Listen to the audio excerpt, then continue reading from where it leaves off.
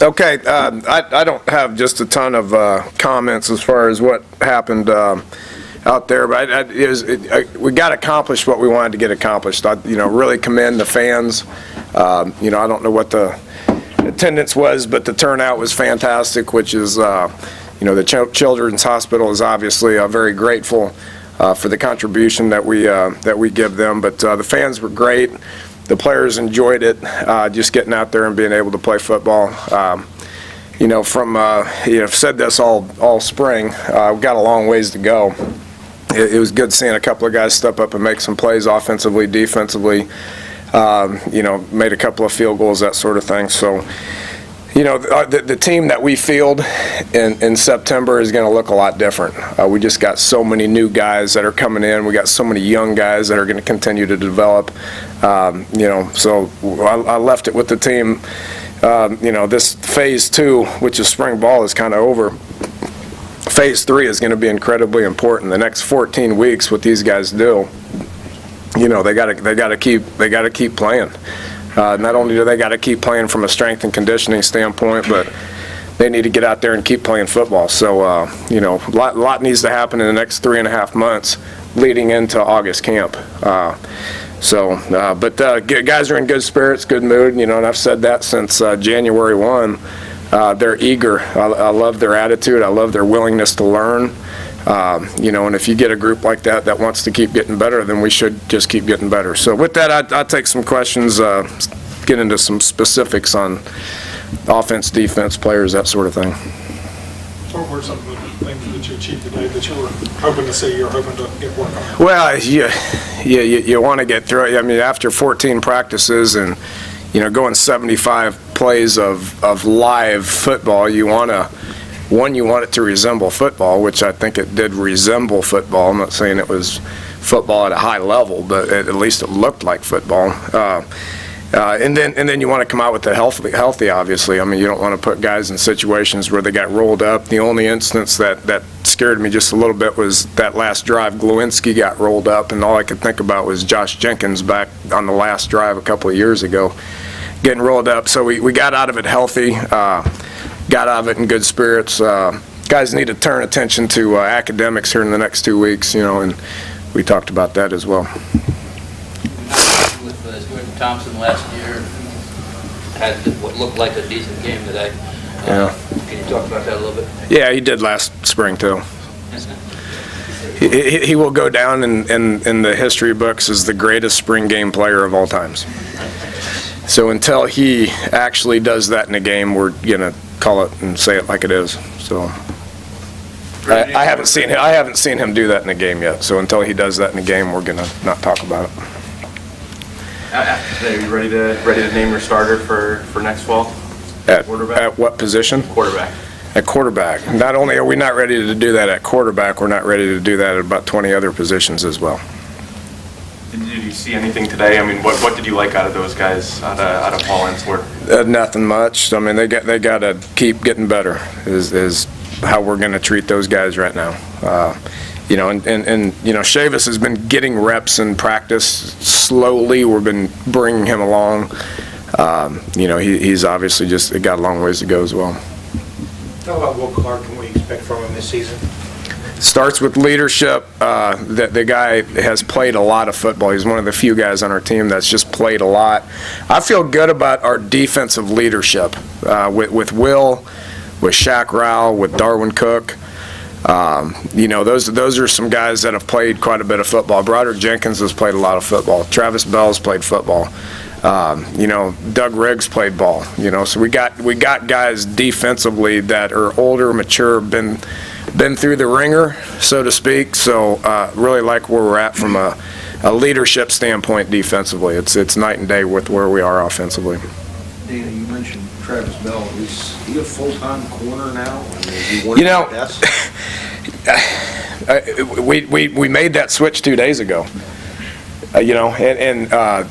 Maybe again we'll evaluate he made one play where the receiver just forgot to block him.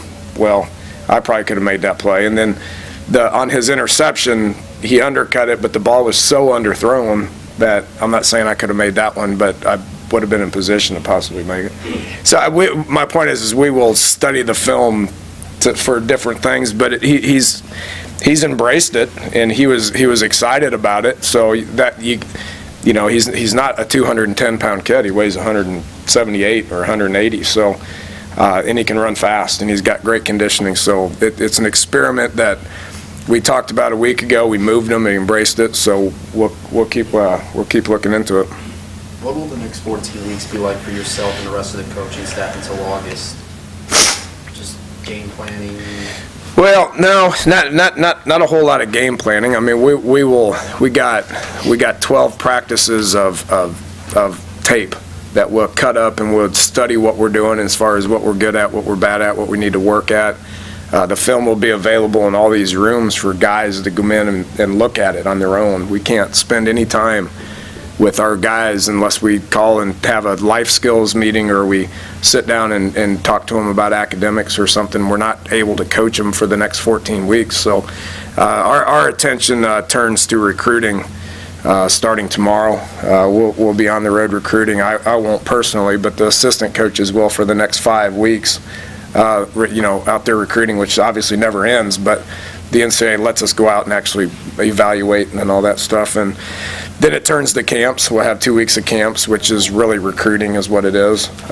You know, and then we'll take a little bit of vacation time start, you know, before August starts. So, you know, we're switching gears, you know, but we still got to keep up with our guys as far as making sure they're doing what they're supposed to be doing and holding them accountable for what they need to be doing as a student athlete. That never ends. And what have you seen from Dremius throughout the you know, some flashes, you know, of some pretty good stuff. You know, he's we're asking more of him than he's been asked of in the past. I mean, from how we practice, from a receiving standpoint to a pass blocking standpoint, from a running standpoint, he shows some things, you know, that look pretty good, and then he gets wore down and doesn't look very good. That's a typical new guy, whether it's a freshman, whether it's a junior college guy. When you're new, you got a lot to learn. I like where we're at running back. Bowie was having a good camp, you know, before he popped a hamstring, which he'll be fine. Garrison looks like the guy he was 2 years ago. Wendell Smallwoods exceeded all my expectations, what he'd be like as a high school guy, you know, coming straight out of high school. So all 4 of those guys show glimpses of being able to carry the ball, you know, and they all bring something a little bit different to the table. So I think we're in good shape there. Best shape we've been since I've been here. How would you assess the spring of Garrison and what he's been able to do?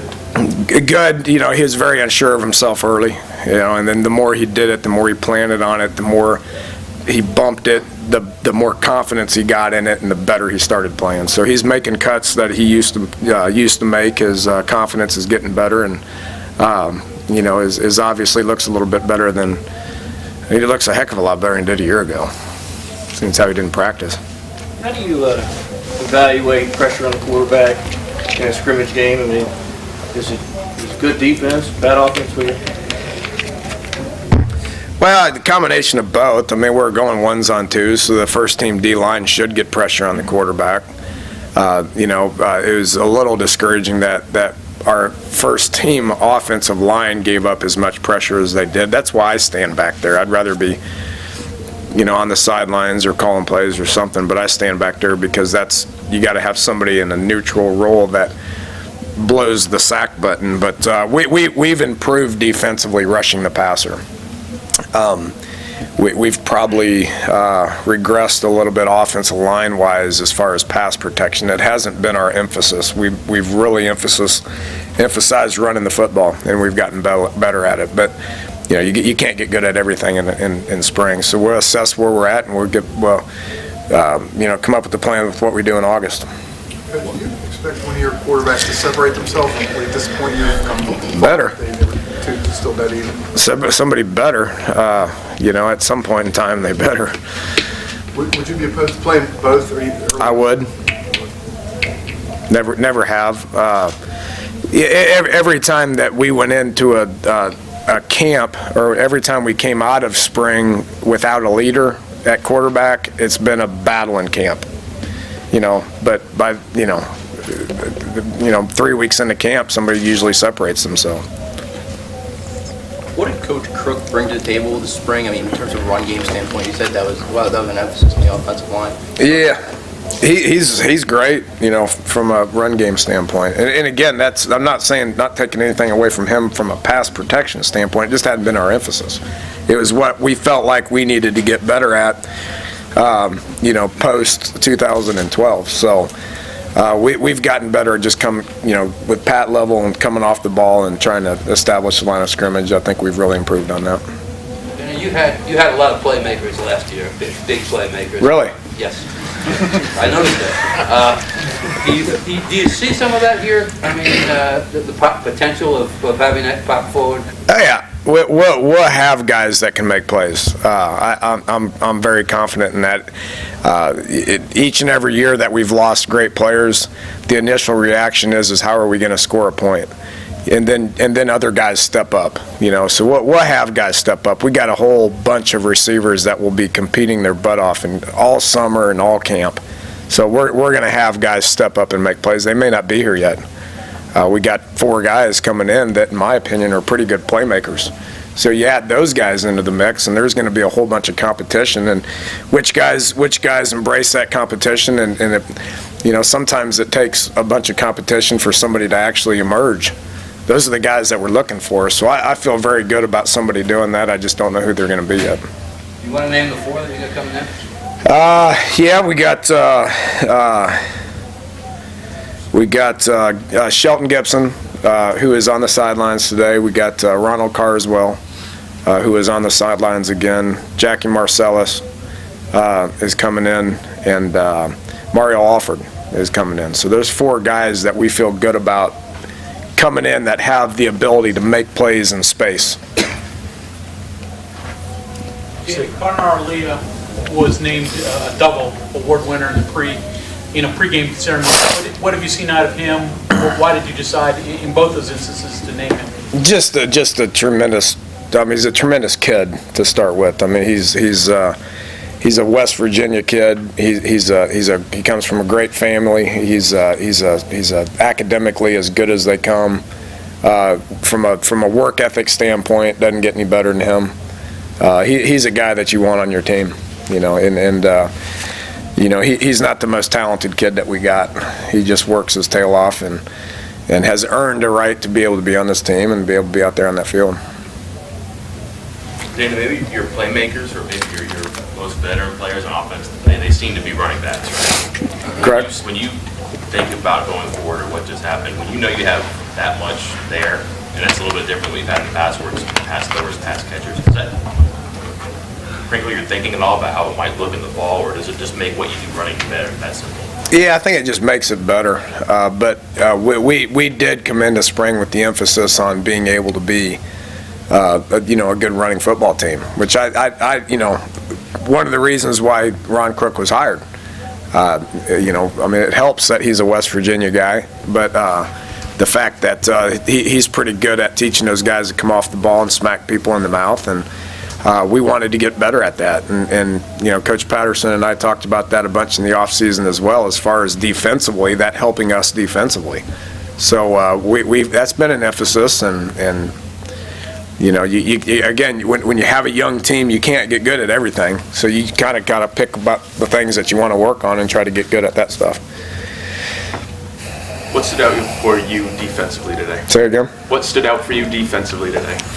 Well, it's like, you'd have to ask Coach Patterson from a scheme standpoint and all that stuff. But I like where we're at defensively from a camaraderie standpoint. I think the defense staff's doing a great job. They're working well together.